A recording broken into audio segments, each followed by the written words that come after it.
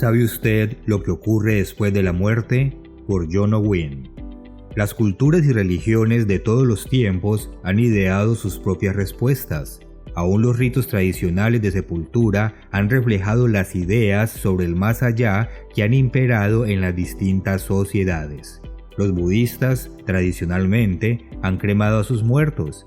Prevén no una vida del más allá, sino una serie de renacimientos hasta alcanzar el nirvana, o sea, la condición en la cual la conciencia individual deja de ser y se reabsorbe en el alma universal. La cremación ilustra su concepto de que el alma se va transfiriendo por cuerpos innumerables sin que estos tengan importancia alguna para ella.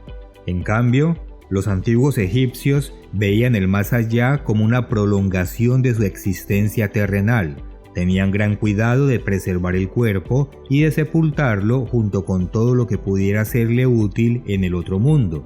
Sus costumbres funerarias, incluidas las pirámides, quizá los monumentos más grandes nunca antes dedicados a los muertos, reflejan la convicción de que la existencia personal continúa después de la muerte.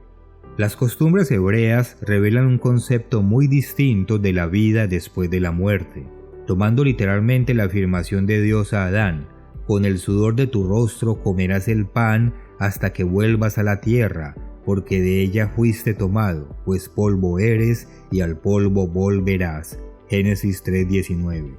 Los hebreos tradicionalmente sepultaban a sus muertos sencilla y rápidamente y dejaban que se produjera la descomposición natural.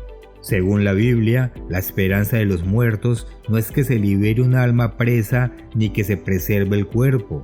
Job hizo una pregunta precisa: si el hombre muriere, ¿volverá a vivir? Job 14:14, sabiendo que un día Dios lo llamaría a salir del sepulcro. Versículo 15. Claramente, la Biblia muestra que la resurrección es la única esperanza de todos los que mueren. La inmortalidad del alma no es bíblica.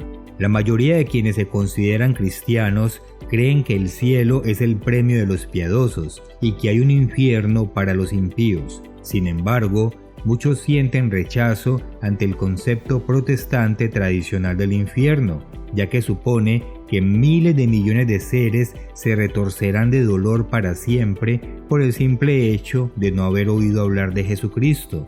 Si Cristo es el único camino al cielo, como enseñan los evangelios, entonces la mayoría de quienes han vivido y muerto no pueden estar allí. Los católicos han adoptado una imagen distinta, agregando otros destinos para las almas después de la muerte.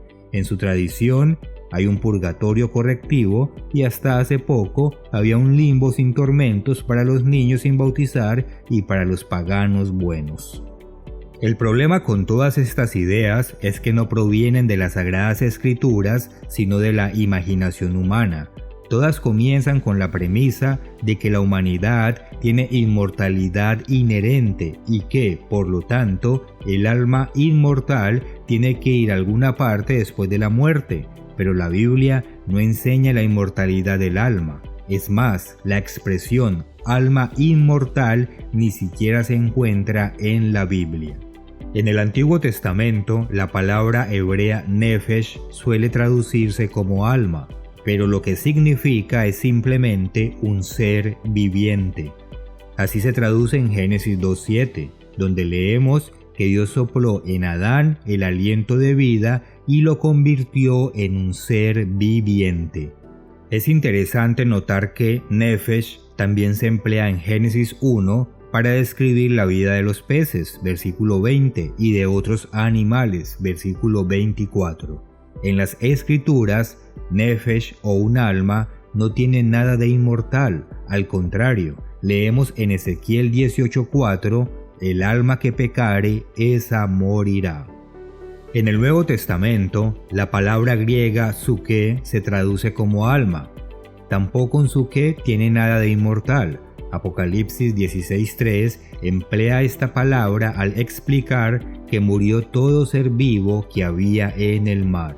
La expresión ser vivo en Apocalipsis es la misma palabra griega que se traduce como alma en otros pasajes. Alma significa vida y se puede referir a cualquier criatura viviente, sea humana o animal. Esta palabra griega, psuke, es el origen de nuestra palabra psiquis, que se refiere a la mente. Se emplea a veces para describir las cualidades mentales que distinguen a un individuo de otro. En Mateo 10:28, Jesús dijo: «No temáis a los que matan el cuerpo, mas el alma, psuke, no pueden matar. Temed más bien a aquel que puede destruir el alma y el cuerpo en el infierno». Notemos que el infierno que Jesús describe destruirá tanto el cuerpo como el alma. El alma no es inmortal, se puede destruir. En este contexto, psuke se refiere a la mente o a la individualidad de la persona. Si bien otra persona puede quitarnos la vida física, Dios nos puede resucitar. Él guarda nuestra individualidad, incluida nuestra memoria y carácter.